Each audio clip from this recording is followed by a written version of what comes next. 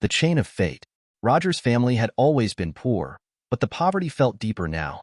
They lived in a small, decrepit house on the edge of a forgotten village, tucked away in the shadow of tall, mysterious trees that lined the forest. His father, Elias, had been a pearl trader all his life, but after his mother's passing, business had plummeted. Their once thriving pearl trade had dwindled to nothing. They had sold off everything, except for a few small pearls that Elias insisted were worth more than their weight in gold. But those were now locked away in an old wooden box, gathering dust. Roger was only 14, but he could feel the weight of their situation. School had never been an option. He worked alongside his father, trying to sell pearls to any merchant that would listen. Each failed sale made their situation worse, and it felt like the world was pressing down on him, suffocating his dreams. One late evening, as he trudged back to their small house after yet another unsuccessful trip to the market, Roger's mind was swirling with frustration. How long would they live like this? His father, though kind-hearted, was too stubborn, too set in his ways to change. When he arrived home, he found his father hunched over a small table, cleaning the pearls with meticulous care. His mother's old worn-out chair sat in the corner, collecting dust, an unwelcome reminder of how far they had fallen. "I'm going to the forest tomorrow," Roger blurted, the words tumbling out before he had a chance to stop them. Elias looked up, startled. "What for, son?" Roger didn't answer immediately. The forest, dark and mysterious, was the one place where he could escape the ever-present reminder of their poverty. It was a place where the world felt different, where he could imagine a better life for himself. A life where he wasn't constantly weighed down by debts and disappointment. "I need to think," Roger said softly. "I just need some time away from here." Elias hesitated, his eyes softening.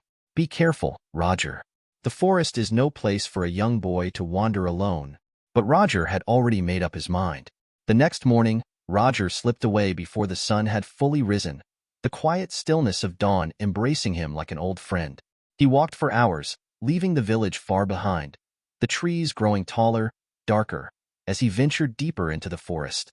The air was thick with the scent of moss and earth, the sound of birds distant but constant. As he wandered, he came across a small clearing where the sunlight filtered through the branches above, casting a golden glow on the forest floor. There, standing by a massive tree with roots sprawling like veins, was a bear. Roger froze. His heart pounded in his chest. The bear's eyes glinted in the dappled light, and its fur was a rich shade of brown, almost golden. It didn't look at him with hunger or aggression, but with an uncanny intelligence, as if it had been waiting for him. "Do you seek something, boy?" The bear's deep voice rumbled. Roger's mouth went dry. You can talk?" he stammered. The bear nodded solemnly. "I can, indeed. But it is not my speech you should fear, but the path you walk." Roger, still stunned, stepped closer. "I'm lost. I don't know what to do anymore. My family, we have nothing. My father, he thinks these pearls are our only hope, but they're worthless. We can't survive like this." The bear tilted its head, as though considering Roger's words carefully. "The pearls you speak of are not the answer, but there is something that may help you. Come." The bear turned and lumbered toward the tree, guiding Roger through the thick undergrowth. It was an ancient tree, its bark twisted and gnarled. The bear stopped at the roots, which seemed to pulse with some hidden power. "Look here," the bear said. Roger knelt down, his hands brushing aside the earth. Beneath the roots, he saw something glimmering, a pearl chain, unlike any he had ever seen. The pearls were large, their surface iridescent and smooth, shifting colors with every movement. The chain seemed to shimmer with a light of its own. This is magical," Roger whispered in awe. "It is," the bear confirmed. "This chain is no ordinary treasure. It was forged in the heart of this forest, a gift from the earth itself. Whoever wears it will possess the wisdom and strength to solve their greatest struggles. But it comes with a price." Roger's eyes widened. "What price?" The bear's gaze softened. "The price is not gold or silver, boy. It is not a material cost. It is a cost of the heart. The chain grants power, but it also demands sacrifice. Use it wisely." Roger hesitated, his fingers brushing the pearls. He could feel the weight of the decision pressing on him. Desperation clouded his judgment. He thought of his family, of the mountain of debts they could never repay, of the countless hours spent in vain attempts to sell the pearls. "I'll take it," he said finally. The bear watched Roger closely as he placed the chain around his neck. For a moment, nothing happened. Then, as Roger stood up, the world seemed to shift. The forest around him seemed more vibrant, the trees taller, the air filled with an almost tangible energy. "You have made your choice," the bear said. "But remember, wisdom comes not from power alone, but from the journey it takes to understand it." Roger nodded, but the bear's words barely registered. He was already thinking of how he could fix everything back home. The chain pulsed lightly against his chest, and for the first time in a long while, he felt a sense of hope. As he turned to leave, the bear stopped him. "One more thing. You must return to this forest when you have truly learned the lesson of the chain. Only then will you understand its true power." Roger nodded again, not fully understanding but feeling an unfamiliar sense of determination. Over the next few days, Roger's life began to change in ways he couldn't explain. The chain seemed to guide him, showing him things that he hadn't noticed before.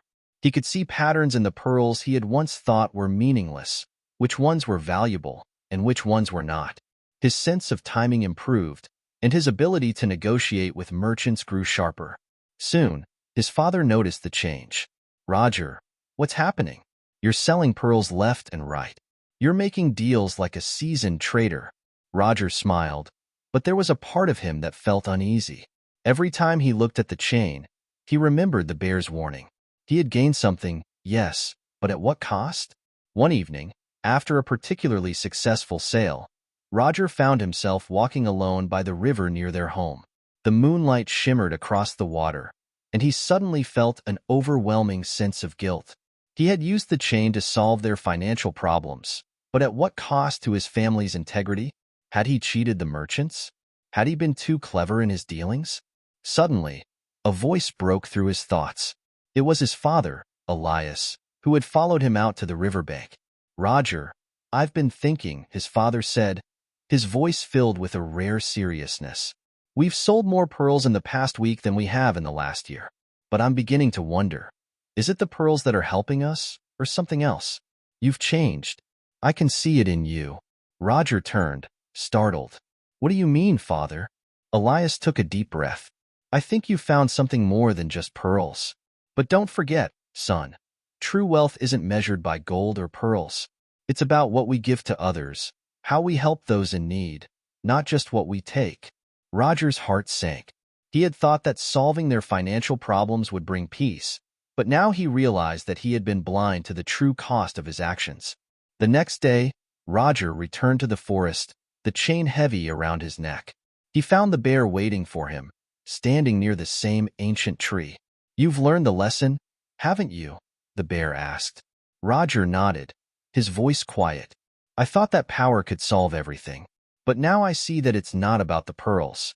It's about the choices we make, the sacrifices we're willing to endure." The bear smiled, a rare expression on its face. "And what have you sacrificed?" "I've sacrificed my pride," Roger said. "I've learned that true strength comes from within. It's not in the pearls or the chain or the magic. It's in the heart." The bear nodded approvingly. "You have learned the true lesson, young one. The chain's power is not in giving you wealth or success.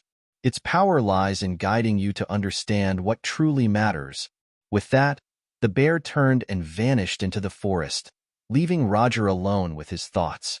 Roger returned home that evening, the chain still around his neck, but now it felt lighter. He no longer sought riches. Instead, he sought to be a better person, someone who valued honesty, integrity, and family above all else. The next morning, Elias woke to find Roger standing by the table, a smile on his face. "I've got an idea, father. Let's sell the pearls, but not to the highest bidder. Let's use them to help the people around us. We'll trade them fairly, share them with others, and rebuild our life with honesty." Elias stared at him, and for the first time in a long while, he smiled. "That's my boy." And so, the family's fortune began to grow, not because of magic, but because of the wisdom Roger had gained in the heart of the forest.